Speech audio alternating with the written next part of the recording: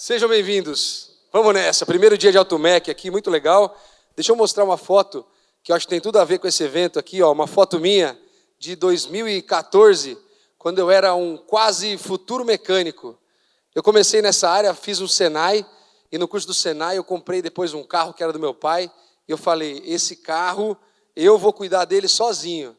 E aí comecei a fazer as manutenções no carro, até que nessa foto dá para ver aqui, ó, o motor está aqui no chão, ó, o motor está aberto aqui no chão, e esse carro foi o seguinte, eu tentei de tudo e não consegui nada, deu certo.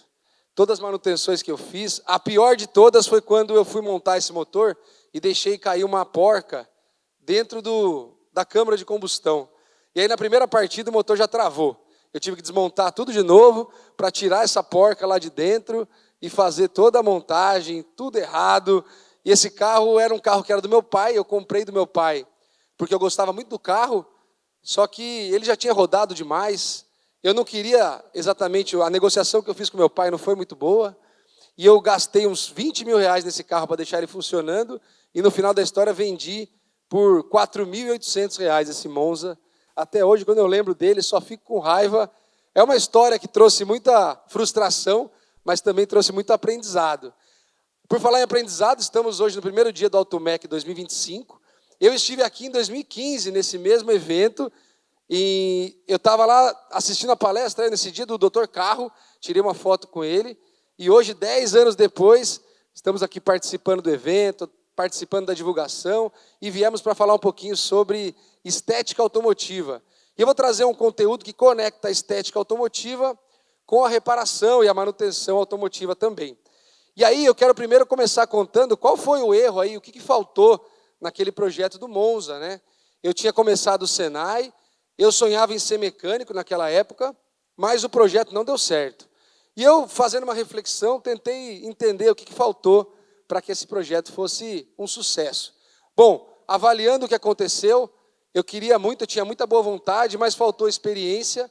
Eu estava começando o Senai ainda, tinha muito que aprender, e restaurar um carro, fazer uma mecânica toda ali do zero, requer um pouco de conhecimento, um pouco de bagagem ali. Faltou planejamento também. Eu queria fazer uma coisa, mas eu não olhava para as outras partes do carro que precisavam também de atenção.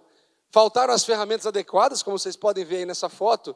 Eu não tinha muita estrutura, né? Faltou um pouco de paciência, eu queria muito que o carro ficasse pronto, eu queria muito que esse projeto desse certo, mas paciência não foi meu forte, porque eu precisava do carro para utilizar ali, então eu tinha que resolver uma coisa para poder usar o carro, e o segredo aí foi que nada deu certo, mas trouxe muito aprendizado, muito aprendizado. E aí, ó, vou voltar um pouquinho mais no tempo, antes de me apresentar oficialmente. Essa sempre foi uma das minhas paixões, o carro, e nessas imagens nós temos meu primeiro antes e depois, quando eu lavava o carro da minha tia para poder dar uma voltinha com ele. Isso aí foi em 2004, minha tia tinha esse prêmio, e quando ela ia visitar minha mãe, eu pegava o carro dela para lavar, e em troca ela deixava eu dar uma volta no carro. Quem nunca fez isso, né? Dar uma lavada no carro do pai, da mãe, da tia, para poder dirigir o carro depois.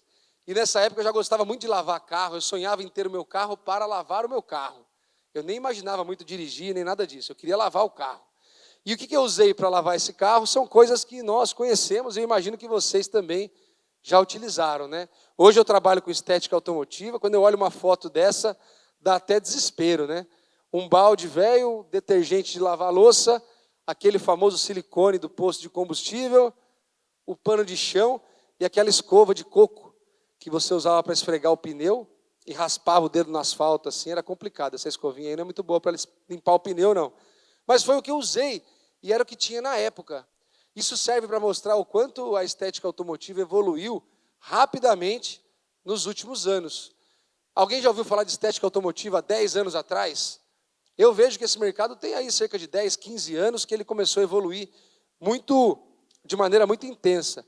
Inclusive, eu fiz algumas pesquisas e nos últimos 10 anos o mercado de estética automotiva cresceu 300%. Hoje ele representa quase 10% da economia do setor automotivo. Então é um mercado muito importante e que tem muita perspectiva de crescimento, porque ainda tem muita coisa para acontecer. E eu quero trazer hoje aqui para vocês, depois de me apresentar, os fatores de sucesso que a estética automotiva pode contribuir e ensinar para o mercado automotivo como um todo. Então, me apresentando rapidamente, eu sou o pai da Júlia, do Felipe e da Carol, e essa apresentação aqui é um pouco diferente. Em vez de contar as coisas incríveis que eu já fiz, eu quero contar as coisas do dia a dia. Eu sou o seguinte, meu primeiro carro foi aquele Monza 94, que eu tentei consertar e não consegui, o carro nunca ficou bom. Eu nunca terminei a faculdade, eu comecei 3 vezes e não me formei em nenhum dos cursos, talvez pela falta de paciência e planejamento, igual no caso do Monza. Eu vendi o meu primeiro polimento, que foi o primeiro serviço que eu fiz de estética automotiva, sem ter uma politriz, e eu não tinha nem dinheiro para comprar a politriz, mas eu vendi o serviço e o resto eu fui atrás. Eu nem sabia como é que fazia o polimento ainda. Eu só tinha muita vontade de fazer esse serviço e de fazer acontecer. Eu não tive coragem de pedir demissão do meu emprego para montar o meu negócio. Eu acabei sendo demitido e aí sim tive a iniciativa de fazer estética automotiva como profissão. Na época eu fazia nas horas vagas, final de semana, e faltou coragem de pedir demissão para trabalhar com isso full time aí. Mas que bom que meu chefe me demitiu e hoje estamos aqui. E por último aqui, eu montei a minha estética automotiva com dinheiro emprestado de 4 amigos, que eu só fui pagar para eles depois da pandemia, quando as coisas começaram a dar certo. Mas eu também tinha um sonho e eu tive uma boa lábia ali para convencer eles de me emprestar esse dinheiro, e eles participaram de alguma forma ali desse momento, desse sucesso. E aí vamos lá, contando um pouquinho da jornada da Veneto aí, ao longo dos mais de 10 anos que eu já trabalho com estética automotiva. Em 2014 eu comecei fazendo esse trabalho no sistema delivery. Então eu fazia polimento na casa da pessoa. Eu levava minha estrutura, minhas máquinas, fazia lavagem a seco, e ali na garagem eu fazia todo o polimento, vitrificação. Esse carro foi um dos primeiros que eu atendi no sistema delivery e ficou muito legal. Em 2017, eu abri o primeiro espaço físico aqui em São Paulo, no bairro do Tatuapé. Ele tinha 42 metros quadrados, e eu vou dizer que foi um sucesso, porque desde o primeiro dia ele estava sempre lotado. Eu me esforcei muito para aquele espaço ficar sempre lotado. Tudo bem que não era muito difícil, com 2 carros já estava lotado, então estava sempre lotado ali. Em 2017, em maio, nós inauguramos, foi quando eu passei a me dedicar 100% para a estética automotiva. Continuando, em 2019, eu precisei mudar o nome da empresa, porque o nome antigo, uma outra empresa registrou, e eu perdi o direito de utilizar o nome Lotus, que era na época. Mudei para Veneto, que é inspirado na cidade onde nasceu meu bisavô lá na Itália. E foi muito bom porque acabou virando meu codinome. Veneto hoje é a maneira que as pessoas me chamam, e eu gosto bastante desse nome, tenho muito orgulho. Em 2019 o espaço tinha 120 metros quadrados. Foi nesse espaço que nós vivemos ali a pandemia, aquela incerteza, o que ia acontecer no mercado, as pessoas cancelaram todos os serviços, os funcionários todos pediram férias, alguns foram fazer outras coisas, e graças ao conteúdo, à internet, redes sociais, nós conseguimos continuar trabalhando bastante. Tanto trabalhamos que em 2022 abrimos esse espaço maior, que é onde nós estamos hoje, com 400 metros quadrados, lá no bairro do Tatuapé mesmo, bem pertinho um do outro. Então esse é o terceiro espaço que nós temos. Nesse espaço tem a loja de produtos também, que eu inaugurei lá. Acontecem nossos treinamentos. E em 2023 tivemos um outro marco legal, especial, que foi essa plaquinha de 1 milhão de inscritos lá no YouTube, que mostra que o trabalho vem sendo reconhecido, as pessoas vêm acompanhando, participando, isso é muito legal. Mas agora eu quero falar sobre a estética automotiva, e quero construir junto com vocês aqui alguns raciocínios para a gente entender junto. O que é a estética automotiva? Quando eu pergunto isso para as pessoas, eu vejo que muita gente ainda não tem uma resposta de bate-pronto. Eu lembro quando eu estava pesquisando para alugar os imóveis que eu aluguei, eu ligava e perguntava sobre o aluguel, sobre a disponibilidade, e falava que eu ia montar uma estética automotiva. E muitas pessoas perguntavam, mas o que é uma estética automotiva? Então, o próprio público ainda não sabe muito bem o que é esse mercado. Eu entendo que é um mercado inovador, que é um mercado moderno, que traz conceitos novos de tratamento automotivo e tudo mais. Mas, quando a gente começa a falar sobre isso, eu sempre caio nessa resposta aqui. Quando eu pergunto o que é estética automotiva, as pessoas me respondem, não, são serviços inovadores, serviços modernos para o carro. E aí eu pergunto para vocês, esses serviços que tem na foto aqui, são serviços inovadores? Serviços modernos? A primeiro momento você pode até achar que são serviços modernos, mas olha, eu acho que não. O serviço que a estética automotiva faz não é a grande inovação da estética automotiva. O nosso segredo não está no serviço que nós vendemos, e sim como nós vendemos e como nós fazemos. Eu acho que aí está a grande inovação da estética automotiva, que pode ser de muito aprendizado para todo esse mercado, que é um mercado que eu sou apaixonado. Então, eu quero falar com vocês o seguinte: qual é a inovação? A inovação, eu vou falar em 5 fatores. Então, a gente vai falar agora sobre os 5 fatores de sucesso da estética automotiva. E por que eu entendo que todo mercado pode aprender com esse setor que cresceu tanto em tão pouco tempo e que ainda tem muito para crescer e para evoluir. Vamos lá. Primeiro, não basta ser bom, precisa parecer bom. Isso tem a ver com posicionamento, tem a ver com imagem, tem a ver com aparência. É um trabalho que nós fazemos, é um trabalho muito visual. É igual um salão de beleza. Se o salão de beleza for feio, as mulheres entendem que ali o serviço não tem qualidade. E aí, a estética automotiva tem um pouco disso. É um serviço que envolve a beleza, o cuidado, a atenção aos detalhes. Mas, se o espaço não for bem preparado, se o espaço não for bonito, não transmitir essa imagem para o público, ele não vai conseguir conectar com aquilo que você tem na sua essência, que você oferece. Então, eu aprendi que não basta ser bom, nós temos que parecer bons, temos que comunicar bem em tudo. Tudo comunica. É o uniforme que se usa, é o espaço, é a limpeza, é a decoração, é o capricho, a organização.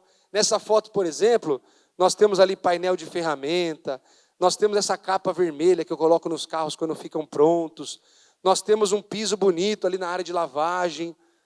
São coisas que não são obrigatórias para que eu faça um bom trabalho, mas que, juntos na composição desse serviço, ele transmite uma mensagem para o cliente. A fachada da loja, a limpeza do banheiro, a recepção, tudo isso comunica o tempo todo. Quando eu comecei lá no delivery, eu ia até a casa da pessoa para fazer o serviço.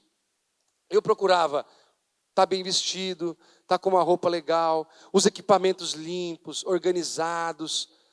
Eu não precisava de tudo isso para fazer um bom trabalho. Mas com tudo isso junto, o trabalho acaba sendo mais bem reconhecido. Então, essa frase, eu acho que vale para tudo. Não adianta ser bom, precisa parecer bom, precisa ter uma imagem bem cuidada, precisa transmitir essa mensagem em todos os detalhes. Tudo comunica com o nosso cliente, o tempo todo.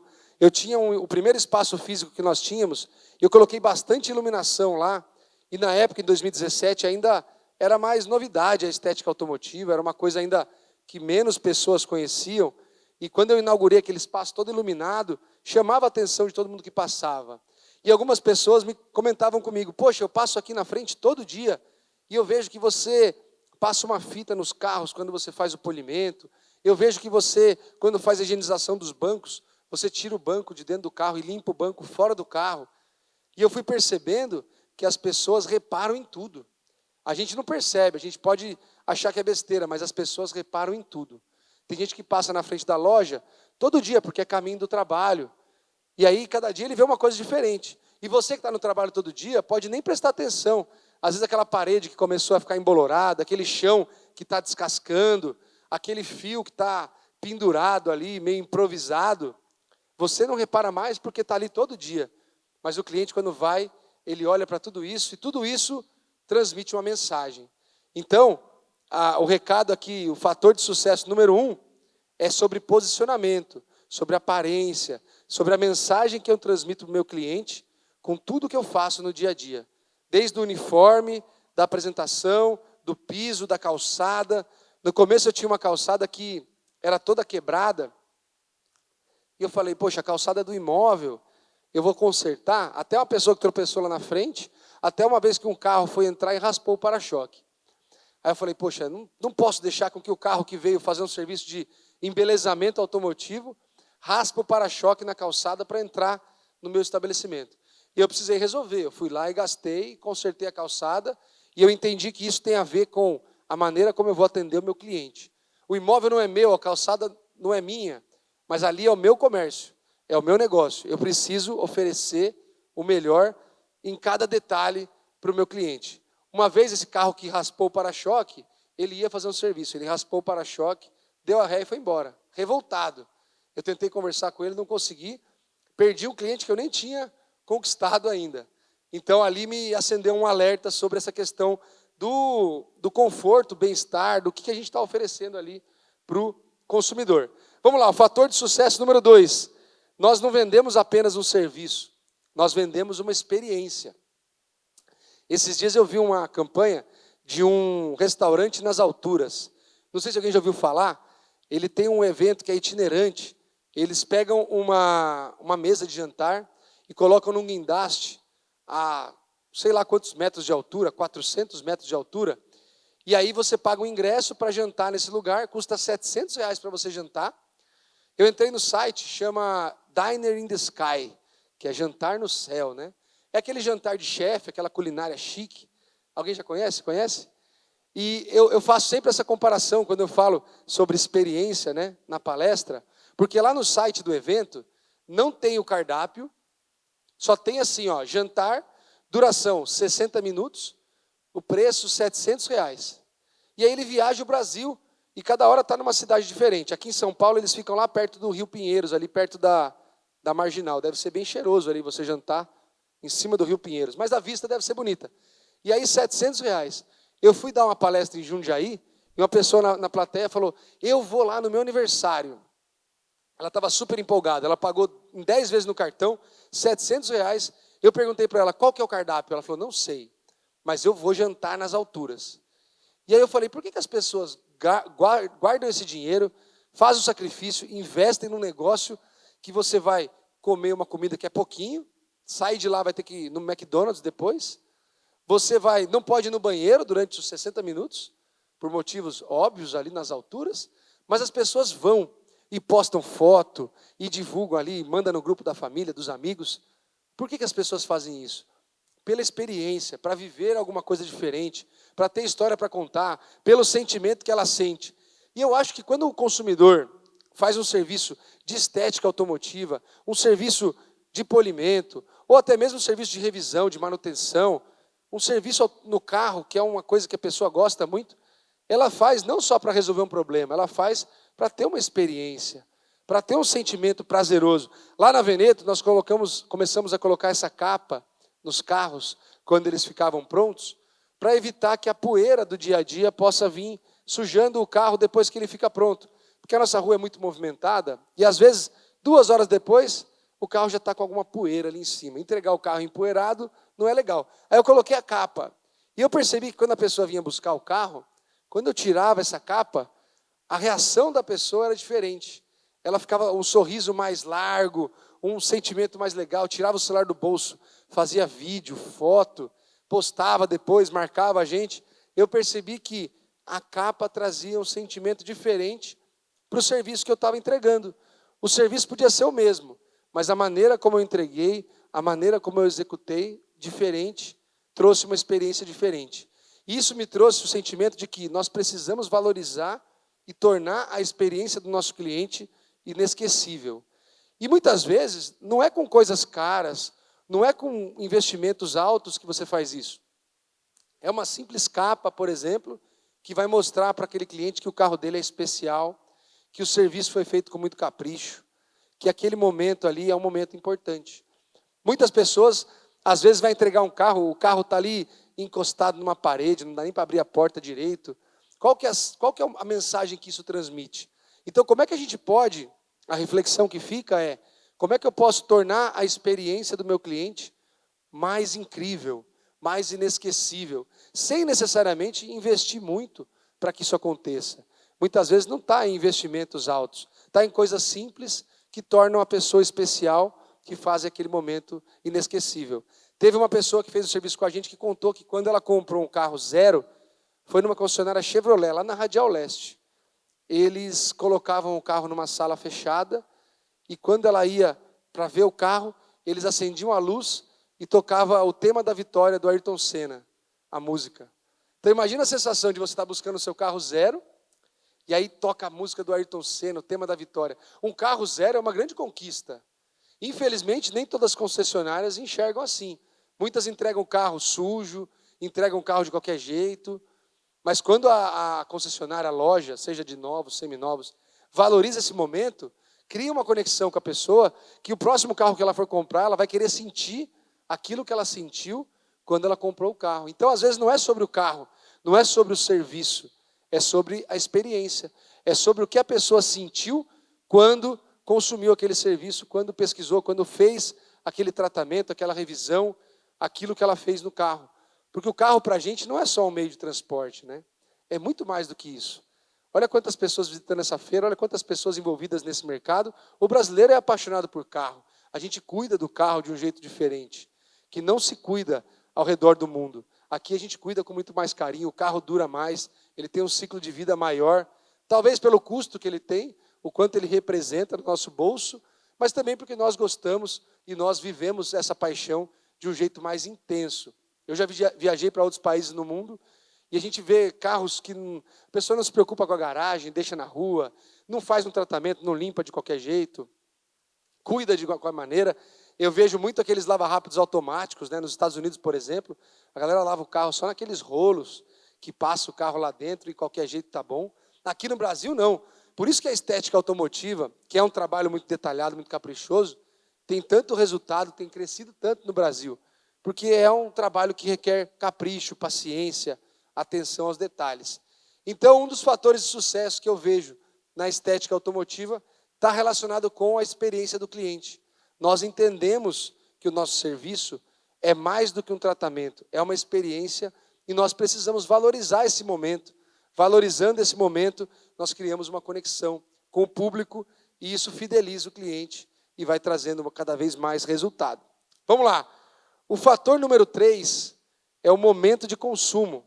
Aqui eu tenho algumas fotos com alguns clientes nossos e a gente pode ver que eles estão todos muito felizes. A estética automotiva, eu acho que isso é um privilégio para esse mercado, mas ela traz esse aprendizado que também precisamos refletir de como introduzir em outros mercados, como a manutenção, por exemplo. A estética automotiva, ela traz o cliente no momento feliz. Por exemplo, alguém que acabou de comprar um carro e vai fazer um polimento, vai fazer uma higienização, vai fazer uma vitrificação, ela está investindo no carro. Ela está se organizando para fazer um serviço que vai evoluir o carro dela, que vai dar um upgrade no carro. É um momento feliz. Agora, por exemplo, quem consome um serviço de funilaria e pintura, muitas vezes bateu o carro e ela não queria levar o carro para a oficina. Né? Ninguém se organiza assim, putz, mês que vem eu vou bater o carro e vou levar para pintar o para-choque. Ninguém faz isso. Mas na estética automotiva, a gente se organiza. Eu vou comprar um carro, vou mandar fazer uma vitrificação, um polimento, e vou manter esse carro brilhando, e vou lavar ele do jeito certo. Então, a estética automotiva ela tem esse privilégio. Mas que todos os mercados precisam pensar em como fazer com que o cliente te procure no momento feliz. Porque tratar o cliente só naquele momento triste, por exemplo, na funilaria e pintura, a pessoa bateu o carro, ela vai levar o carro para lá porque bateu, ela não queria estar ali, ela não queria precisar gastar com isso. E o que eu posso oferecer para esse meu cliente que vai tornar a experiência dele uma experiência mais feliz, uma coisa mais e que possa trazê-lo para consumir um serviço comigo num momento diferente. Na estética automotiva, nós lidamos não para resolver só problemas. Nós fazemos coisas no carro que podem ser consideradas, por exemplo, superficiais, mas que na verdade são importantes para manter a vida útil do carro, para manter o carro valorizado, porque senão o carro vai ficando desvalorizado. Na hora de vender, o carro não vale mais nada. E também pelo bem-estar, pelo prazer que é ter um carro brilhando, pelo prazer que é ter um carro limpo, bem conservado, cheiroso, agradável. Isso traz sentimentos, sensações maravilhosas. Então, o cliente que nos procura na estética automotiva, ele está no momento feliz. Ou ele trocou de carro, ou ele comprou o carro, ou ele quer deixar o carro dele mais bonito, e ele sabe que esse serviço vai oferecer um grande benefício para o carro dele. Então, ele está feliz. E esse momento de consumo do cliente de estética automotiva é um grande fator de sucesso que nós precisamos saber explorar.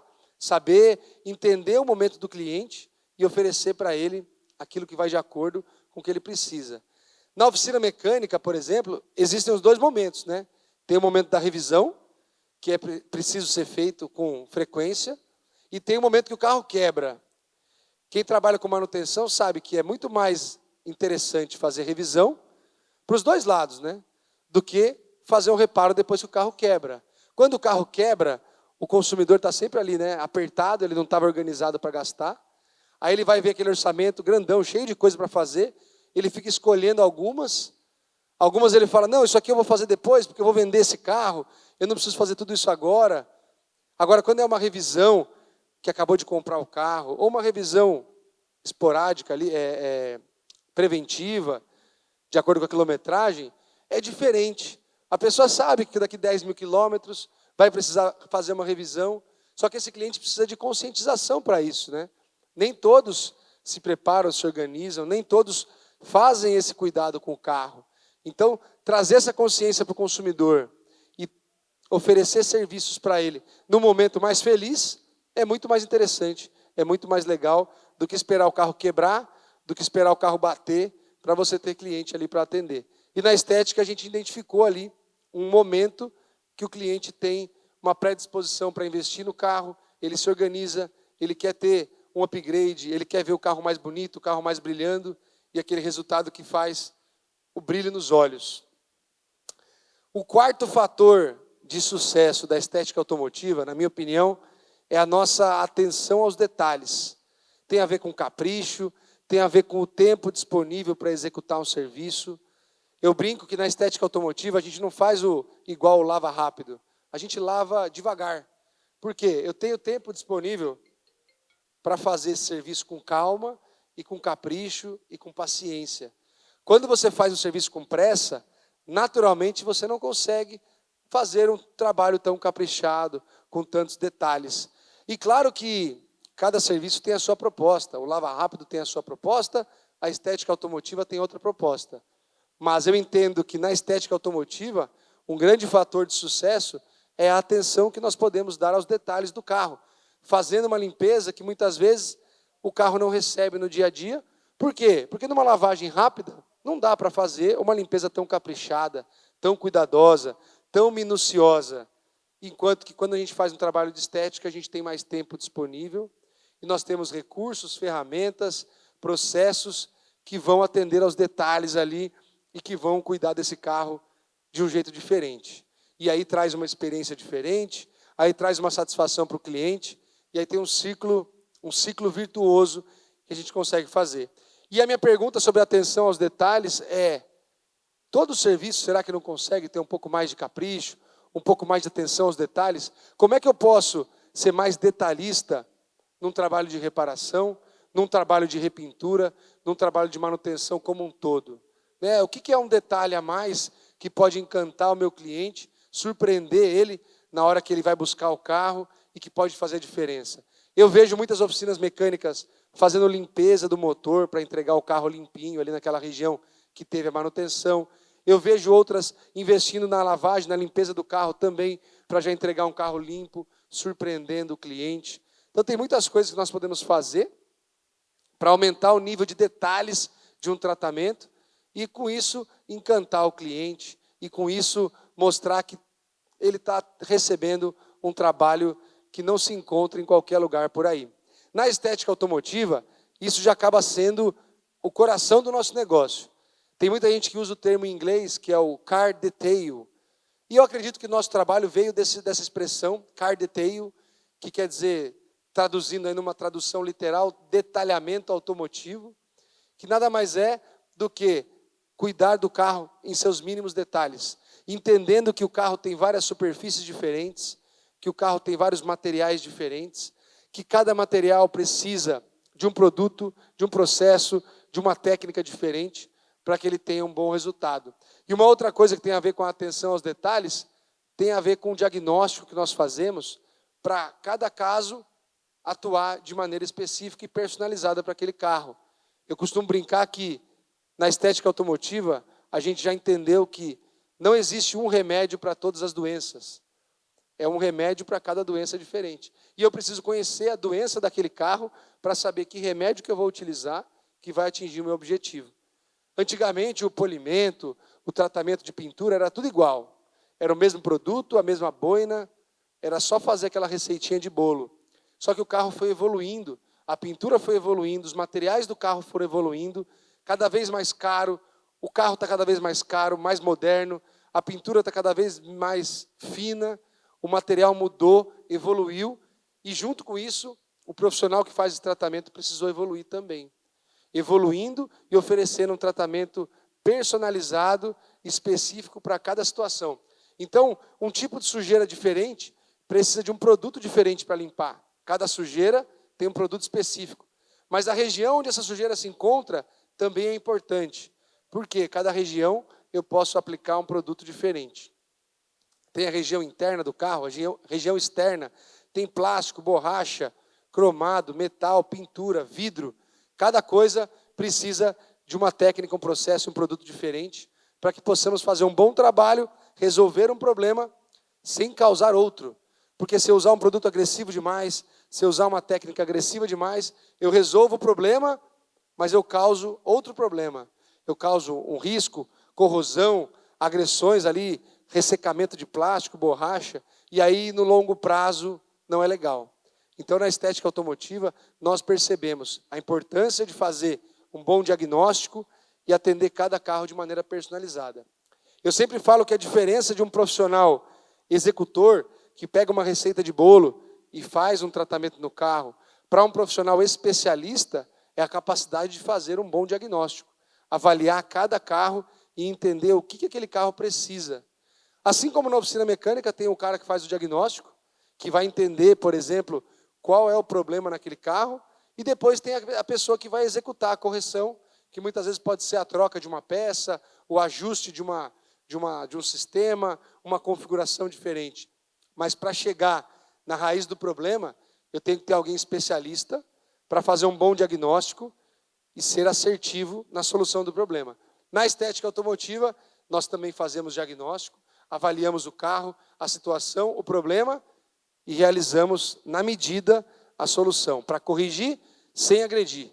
E para isso a gente precisa de tempo, para isso a gente precisa de cuidado, capricho, e tem tudo a ver com a atenção aos detalhes. Então, claro, um serviço de estética automotiva tem um investimento diferente de um serviço de lava rápido, mas ele entrega uma experiência e um resultado diferente também para para que faça sentido o valor que foi investido e o resultado que foi entregue. E o quinto fator de sucesso da estética automotiva, na minha opinião, é um dos que eu mais gosto, é a presença digital. É o fato de o profissional de estética automotiva, ele já nasceu entendendo a importância de ter uma presença digital relevante. Hoje toda empresa precisa, vocês concordam? Toda empresa precisa ter uma presença digital relevante, mas o profissional de estética automotiva, ele já nasce sabendo que ele precisa participar e divulgar e criar conteúdo para que ele esteja presente onde o cliente mais procura. Por que a estética automotiva nasceu sabendo isso? Primeiro que o nosso trabalho é muito visual. E para você divulgar um trabalho visual de polimento, de higienização, de limpeza, não tem outro jeito senão utilizando as imagens, as fotos, os vídeos. E outra que esse mercado é muito moderno. A estética automotiva, do jeito que ela é hoje, ela existe há cerca de 15 anos, aproximadamente. Algumas pessoas falam 10, outras 15 anos. Então, se é um conceito novo, o profissional que trabalha com isso, ele também tem um olhar moderno para esse mercado. Enquanto que na reparação automotiva, na funilaria e pintura, isso já existe consolidado há muito tempo. E o profissional de reparação, de funilaria, ele precisou evoluir para a era digital. Enquanto que o profissional de estética automotiva, ele nasceu na era digital. O mercado de estética automotiva nasceu na era digital da internet, como nós temos hoje. Então, ele já começou olhando para isso. Eu preciso fazer vídeos, eu preciso divulgar meu trabalho, eu preciso ter uma página na rede social.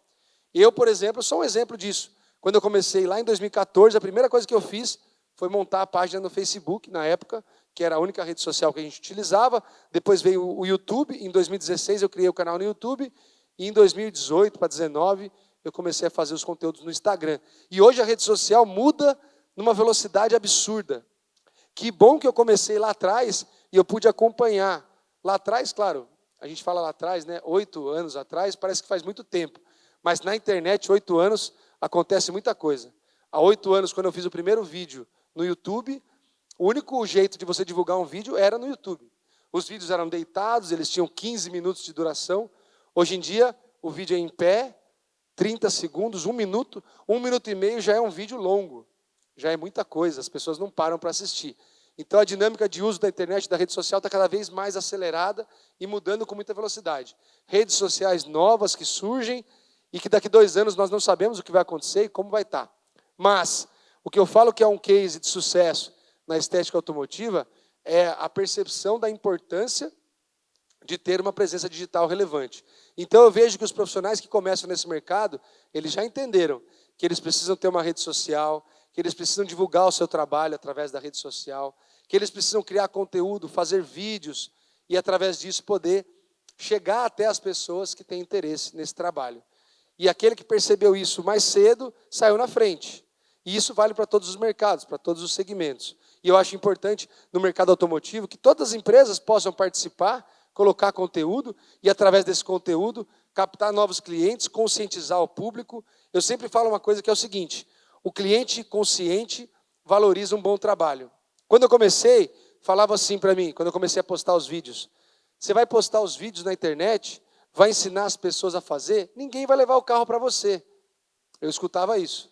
E na verdade é o contrário, eu faço o vídeo, a pessoa assiste, se identifica comigo e quer trazer o carro para mim. Mesmo eu ensinando no vídeo exatamente como fazer o que eu vou fazer. Por quê? Identificação, as pessoas se conectam, as pessoas criam uma conexão com você e elas preferem consumir aquilo de quem elas se identificam por algum motivo, de quem elas já conhecem, de quem elas criam uma intimidade, uma afinidade. Eu mostro esse print aqui, ó, do canal no YouTube, que eu comecei em 2016, e hoje nós já temos 1.800 vídeos gravados. Eu escuto muito de quem quer começar a fazer, começar a criar conteúdo, que assim, eu tenho vergonha de gravar, eu não me dou bem com as câmeras. E eu entendo como é, eu sei como é, porque eu também tinha vergonha. Mas eu tinha vergonha e eu decidi gravar com vergonha mesmo. E aí a vergonha foi passando aos poucos, e você vai melhorando, e por incrível que pareça, isso aí é algo que você pode treinar. Quando você faz 1, 2, 3, 4, 5, você vai ficando melhor. 1.800 vídeos. Não tem como você fazer uma coisa 1.800 vezes e não ficar bom naquilo. Mesmo que eu não quisesse, eu ia acabar ficando bom. E assim foi, eu fui aprendendo, fazendo, tentando de novo, fazendo diferente, olhando o que eu errei, o que eu posso melhorar. Eu no começo fazia os vídeos sozinho, gravava no celular, editava no celular mesmo. Até hoje a gente edita no celular, é que o celular também foi melhorando bastante, e as ferramentas de edição cada vez melhores. Mas eu tinha um celular simples, eu editava no celular, e eu fazendo a edição dos vídeos, eu olhava muito o que estava ficando bom e o que não ficava bom. Então eu melhorava a minha maneira de gravar, a maneira de falar. Eu falava muito rápido no começo, e eu não conseguia fazer os cortes quando eu errava alguma coisa. E aí, editando esse vídeo, tendo dificuldade, eu percebi que eu precisava ajustar a maneira que eu falava. E assim eu fui aprendendo enquanto fazia. E na época, no começo, não tinha muita gente para assistir. Então, tudo bem se não ficasse muito bom, porque poucas pessoas iam assistir aquilo lá. E assim você se solta e vai fazendo. Mas a importância de ter uma presença digital é muito grande para qualquer empresa, em qualquer setor. E o nosso setor automotivo é um setor que envolve paixão, que envolve uma coisa que o brasileiro ama. E nós podemos explorar isso através da criação de conteúdo. Para qualquer segmento. O nosso da estética automotiva é muito visual. Então as imagens são muito bonitas. Aquela espuma que cai no carro na hora da limpeza. O brilho do carro quando fica pronto. Mas uma coisa que eu falo é a importância de você ter pessoas que se conectam com pessoas. Não adianta postar só o carro, só o serviço, foto do carro pronto, antes e depois. É importante ter alguém ali para apresentar esse trabalho. É isso que vai criar conexão com o público. Isso eu aprendi fazendo. Pessoas se conectam com pessoas. Então não adianta só o carro. O carro é o nosso ponto de conexão com as pessoas. Mas nós trabalhamos para outras pessoas. O meu cliente não é o carro, o meu cliente é o dono do carro. É para ele que eu crio o conteúdo. Então eu preciso ter alguém conversando com essa pessoa, para que exista uma conexão. Não adianta só colocar carro pronto, aqueles clipes maravilhosos, aquilo desperta pouco interesse. Hoje na rede social as pessoas querem ver como você faz o que você faz. Por que você faz do jeito que você faz? Por que você decidiu fazer assim? É muito mais sobre o durante do que sobre o antes e depois. Histórias que nós podemos contar através dos serviços, através dos carros que vão conectar com as pessoas. Então, façam isso. Se você hoje tem um negócio, seja de estética automotiva, manutenção, funilaria, peças, distribuição, o que quer que seja, eu acho que é muito importante ter uma presença digital, se conectar com as pessoas através da internet, criar conteúdo, ter personalidade, mostrar a cara ali e conversar com as pessoas, se conectar com o seu público e criar esse público que vai consumir de quem? De quem ele tem afinidade, de quem ele se identifica. E cada um tem o seu jeito especial de ser, cada um tem um jeito único de ser. E a internet trouxe esse poder de você colocar o seu jeito, a sua voz, para o mundo inteiro poder escutar. E eu aprendi isso porque eu sempre consumi muito conteúdo. Desde o início, quando eu comecei a fazer aqueles serviços nas horas vagas, nos finais de semana, eu aprendi muito através da internet, através de YouTube, vídeos. Até hoje eu aprendo muito, eu assisto muito. E quando eu comecei a participar desse mercado, eu falei, eu quero colocar a minha contribuição ali também.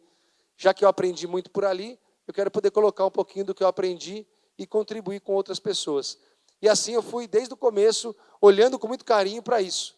Para a importância de ter uma presença digital, de criar conteúdo e de, através disso, me conectar com as pessoas que viriam a consumir o meu serviço.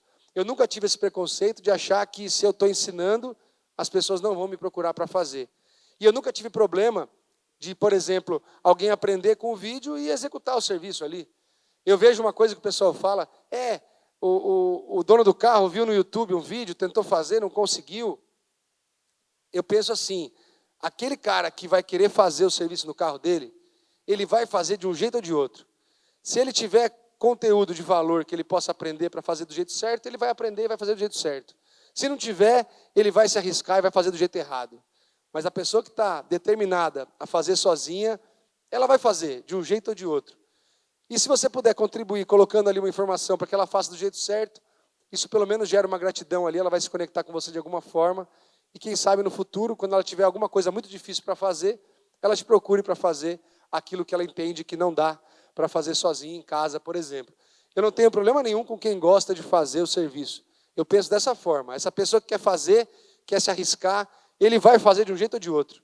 Se eu puder ensinar para ele fazer do jeito certo, vai ser legal.